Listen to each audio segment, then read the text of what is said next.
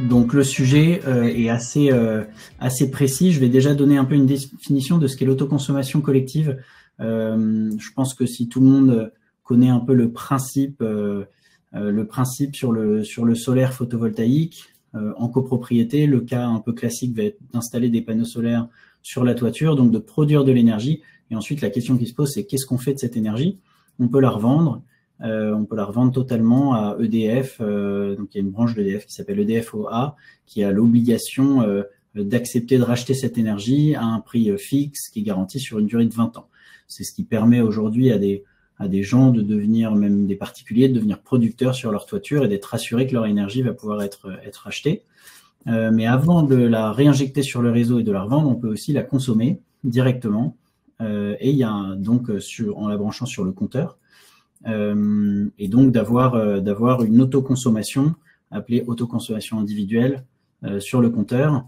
Et la troisième option, c'est celle dont on va parler aujourd'hui, c'est l'autoconsommation collective, qui est encore un petit peu différente et que je vais donner d'abord en définition ici. Qu'est-ce que l'autoconsommation collective? C'est un mode de valorisation économique de l'électricité, donc issu d'une installation de panneaux photovoltaïques. On a mis une photo pour que tout le monde voit bien ce que ça peut être. Et donc, le principe de l'autoconsommation collective, c'est de partager la production de la consommation d'énergie entre différents acteurs qui sont proches géographiquement et qui se lient ensemble au sein d'une personne morale. Donc, on va créer une personne morale et cette PMO, on va l'appeler, cette personne morale organisatrice, lie ensemble des producteurs et des consommateurs pour qu'ils puissent se revendre de l'énergie entre eux.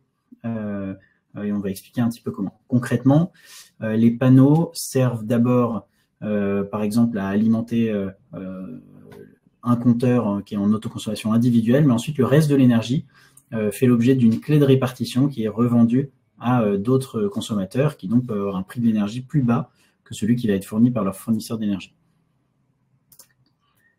Je vais laisser peut-être Kevin reprendre certaines notions générales aussi sur l'autoconsommation. Très bien. Donc ici, on a une petite courbe donc de production et de consommation. Donc voilà, il faut savoir que l'installation photovoltaïque produit donc en général un courant, juste une petite parenthèse, un petit courant continu qui lui, va être converti en courant alternatif via un onduleur monophasé ou triphasé. Cette énergie, en général, est utilisée dans le cadre de l'autoconsommation collective, soit totale ou revente de surplus. Et donc, du coup, ces trois régimes, en général, sont soumis à des contrats avec EDF OA, comme l'a dit Tanguy, sur une durée de 20 ans. Donc, c'est une obligation d'achat qui a été mise en place par la Commission de régulation de l'énergie en France, et d'ailleurs qui révise leurs tarifs tous les trimestres. Donc, dans le cas de notre autoconsommation individuelle, d'une autoconsommation individuelle, la production est directement consommée par les différents consommateurs et le surplus donc est revendu à EDF. Pour une autoconsommation collective, le surplus est donc utilisé par les usagers. Donc, pour résumer, la production photovoltaïque, on peut directement soit faire de l'autoconsommation collective avec, donc, pour les usagers, ou soit revendre le surplus, ou directement faire une revente totale. Voilà. Je vais passer à la slide suivante. Donc, ici, on a un petit graphique où on peut voir un petit peu le cheminement, entre guillemets, de l'énergie et de ce qu'on peut en faire. Donc, la production photovoltaïque peut être injectée soit en moyenne ou haute tension. On peut passer directement par la production décentralisée pour des clients basse tension classique, soit pour de l'autoconsommation individuelle qui sera directement utilisée, ou soit dans le cadre de l'autoconsommation collective, où ce modèle est proposé aux consommateurs et donc aux producteurs associés. Voilà. Je te laisse prendre le relais, Tanguy. Oui, voilà. Donc, en autoconsommation collective, on a deux modes de raccordement possibles. On peut se raccorder directement en injection totale sur le réseau basse tension. C'est ce que vous voyez, si je reviens sur la slide de Kevin, en bas à droite, on voit l'autoconsommation collective avec une production en bas à droite qui est renvoyée sur le réseau basse consommation, et ensuite il y a une autre consommation collective des consommateurs et producteurs associés, des consommateurs voilà, qui ont choisi de souscrire dans la personne morale organisatrice et de recevoir de l'énergie qui lui est vendue par le, par le producteur. On a l'autre possibilité qui est d'avoir d'abord une autoconsommation individuelle. Donc la production va d'abord sur un compteur sur lequel il va pouvoir, ce compteur va pouvoir autoconsommer individuellement. Donc par exemple, ça peut être le compteur de la copropriété et des parties communes de la copropriété. Et puis ensuite, une partie qui est revendue à des consommateurs via le réseau. Ce qu'il faut bien comprendre dans l'autoconsommation collective, c'est que contrairement à l'autoconsommation individuelle, il n'y a pas d'électrons réellement qui vont, ou en tout cas on n'est pas capable de le dire, qui vont vers les consommateurs. Dans l'autoconsommation individuelle, on est branché à un compteur, l'énergie est paresseuse, je crois qu'on dit, et donc va aller droit sur les équipements qui sont liés à ce compteur, et donc en fait ce compteur va moins consommer, et les électrons produits vont vraiment sur les équipements qui sont en train de consommer à ce moment-là. Dans l'autoconsommation collective, c'est purement économique et financier. Enedis va comptabiliser combien d'électrons sont rejetés sur le réseau et va utiliser une clé de répartition qui est donnée par la personne morale organisatrice pour attribuer l'équivalent d'énergie à des consommateurs qui sont dans un rayon de 2 à 10 km, on verra dans quel cas de figure, mais de 2 à 10 km autour du producteur. Donc on a ces deux possibilités-là, sachant que c'est plutôt la deuxième, autoconsommation individuelle plus injection de surplus, qui est intéressante, qui peut être intéressante en copropriété. On peut avoir une injection en autoconsommation individuelle sur des équipements, sur les compteurs des parties communes de la copropriété, et donc avoir de l'autoconsommation sur, par exemple, le chauffage, si on a des ballons d'eau chaude, avec de l'électricité qui est nécessaire pour chauffer les ballons d'eau chaude collectifs. Ça peut être les ascenseurs, ça peut être l'éclairage, évidemment, de la copropriété, ça peut être des portes de garage, des choses comme ça. Et puis ensuite, le reste de l'énergie est rejeté dans le réseau basse tension, mais peut être, selon une certaine clé de répartition, attribué soit à des copropriétaires directement sur pour faire baisser leur facture d'énergie dans leur logement, soit à des voisins, des entreprises qui sont proches, qui peuvent avoir une plus grosse consommation pendant la journée, etc.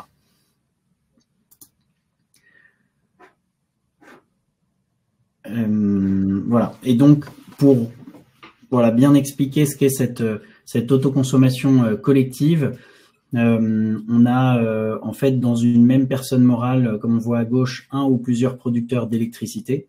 Parce qu'aujourd'hui, ça peut se faire, par exemple, ça se fait de plus en plus régulièrement au niveau des collectivités, par exemple, qui vont décider d'avoir un endroit de la collectivité dédié à de la production et puis de revendre l'énergie sur les différents bâtiments de la collectivité.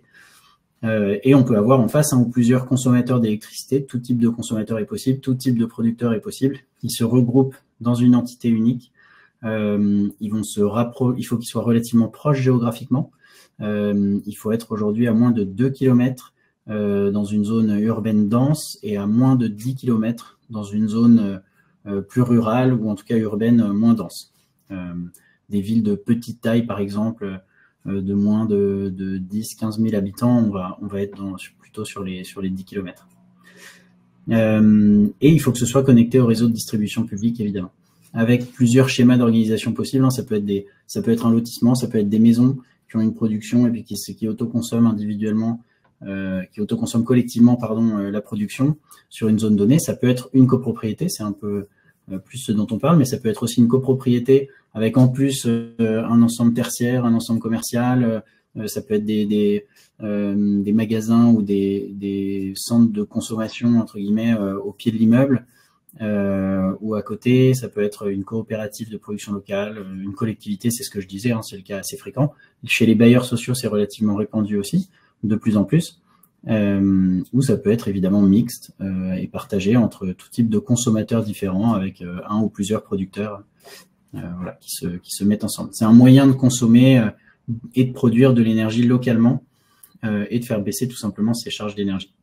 Pour une copropriété, c'est un moyen de rendre plus attractif un projet solaire, puisque en copropriété, on va souvent avoir un taux d'autoconsommation d'une installation solaire qui est relativement bas, puisque la copropriété aura tendance plutôt à consommer sur des horaires où on ne produit pas forcément. La copropriété va, par exemple, consommer entre 18 et 20 heures plus que sur les pics de production. Et donc, c'est dans ce cadre-là que ça peut être intéressant d'avoir une autoconsommation collective qui se met en place, par exemple avec des consommateurs qui consomment plus sur les moments de production de la toiture. Ouais. Très bien. Donc là, du coup, on a, voilà, on a deux modèles en France qui existent. Hein, donc, un modèle où tous les participants sont dans le même bâtiment. Où, voilà, on a les compteurs publics. Et puis un autre modèle donc, qui est plus dans un périmètre étendu, donc comme l'a dit Tanguy, hein, qui sont dans la même zone géographique, donc dans un périmètre de 2 à 10 km. Hein, donc ça dépend, 2 km en zone en général urbaine et 10 km en général en zone rurale. Je vois qu'il y a quelques questions intéressantes. Je pense qu'on y répondra juste après. Je te laisse prendre la main, Tanguy.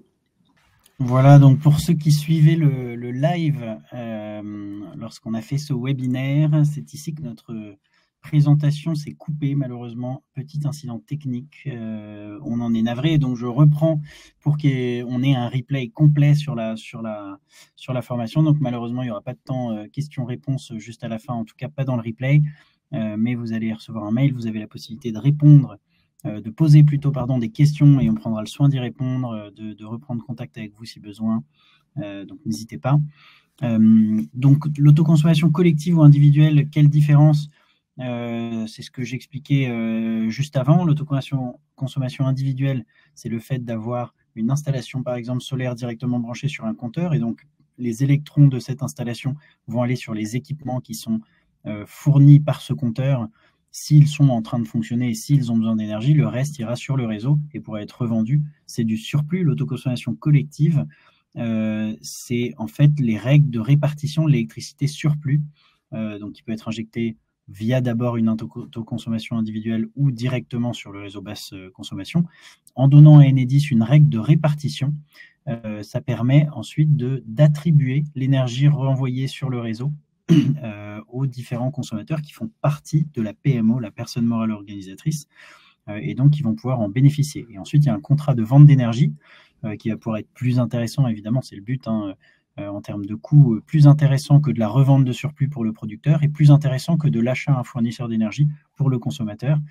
Donc, ils vont se vendre de l'énergie entre eux, avec un suivi du volume d'énergie qui est garanti par Enedis, qui est capable de calculer le nombre de kilowattheures qui sont envoyés sur le réseau et qui sont répartis entre les différents consommateurs.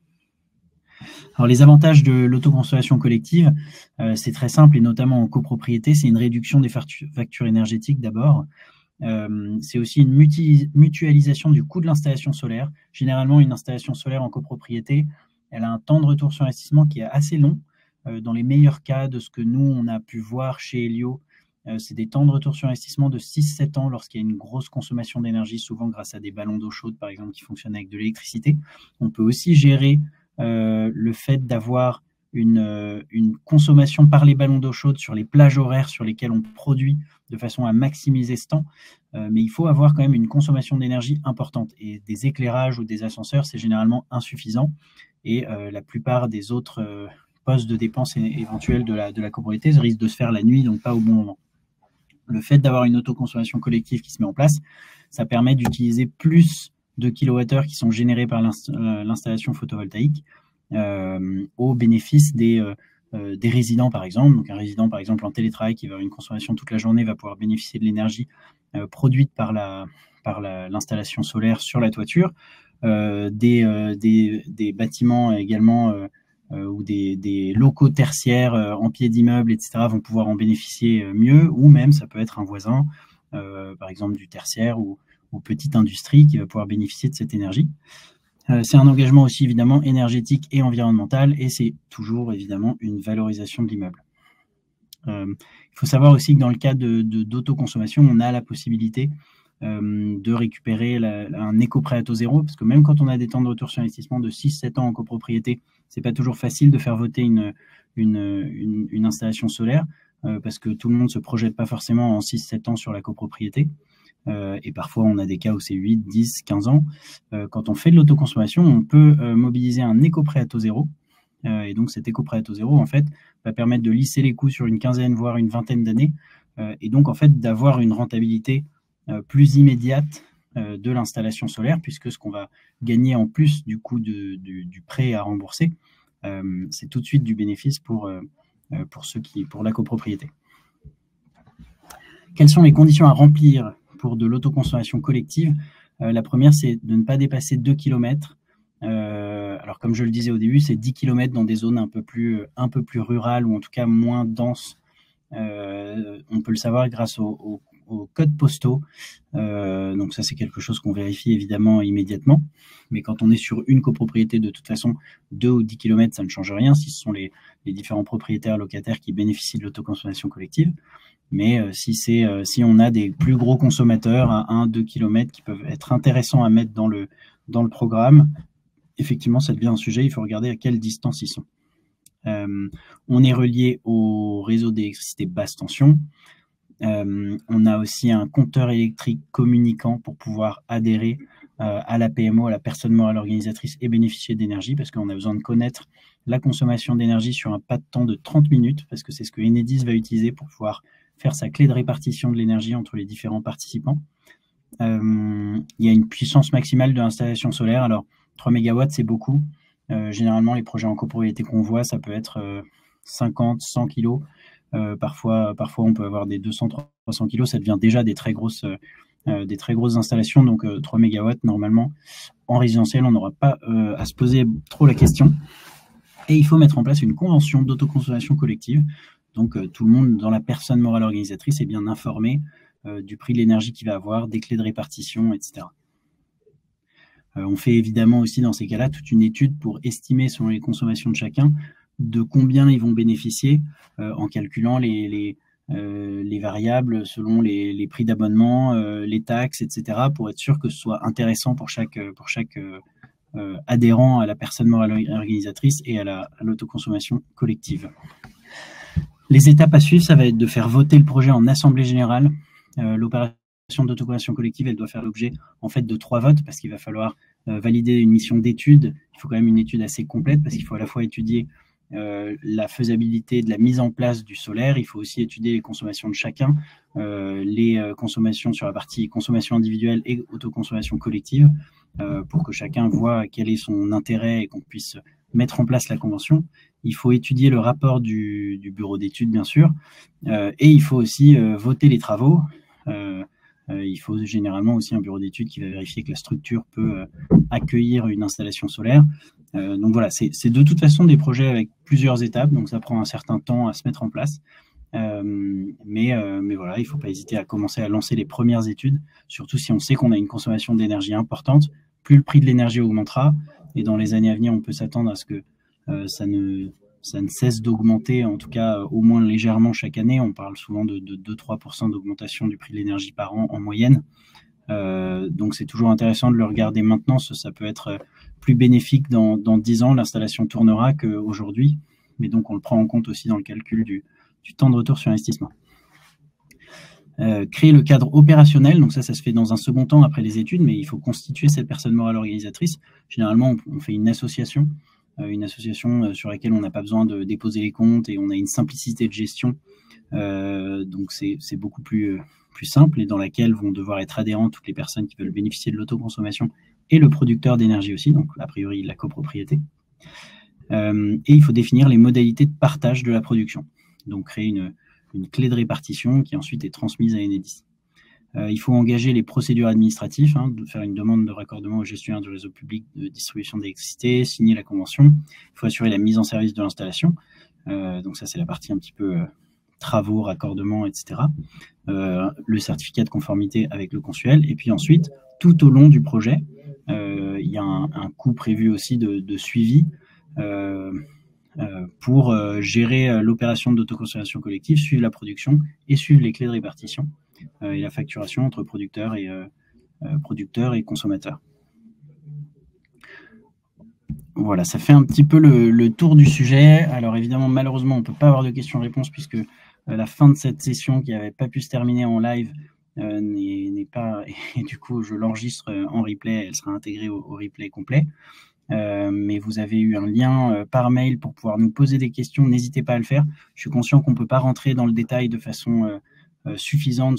Il y a énormément de détails dans l'autoconsommation collective, mais l'idée c'est déjà d'expliquer le fonctionnement général pour aussi que ce soit plus connu, parce que ça nous semble important que cette possibilité soit connue. Elle est quand même relativement récente. Ça fait que quelques années que c'est ouvert, l'autoconsommation collective, et que ça s'est élargi avec des rayons plus ou moins grands.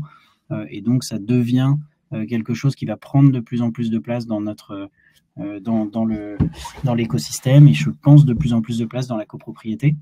Donc, c'est toujours intéressant de commencer à connaître. Et puis, s'il y a des projets qui vous semblent potentiellement pouvoir en bénéficier, nous, on sera ravis de pouvoir les étudier avec des partenaires spécialisés sur la partie contractualisation, étude des clés de répartition et tout ça, et Elio sur la partie installation.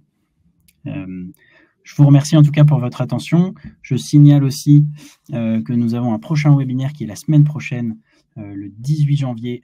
Tout savoir sur les nouveaux forfaits MaPrimeRénov' copropriété 2024, donc des changements importants sur MaPrimeRénov' copropriété et très positifs pour les copropriétés, puisqu'on a plus d'aide pour financer l'AMO, pour financer la rénovation globale elle-même. Et donc on parle de tout ça jeudi prochain, le 18 janvier. Merci à tous. Au revoir.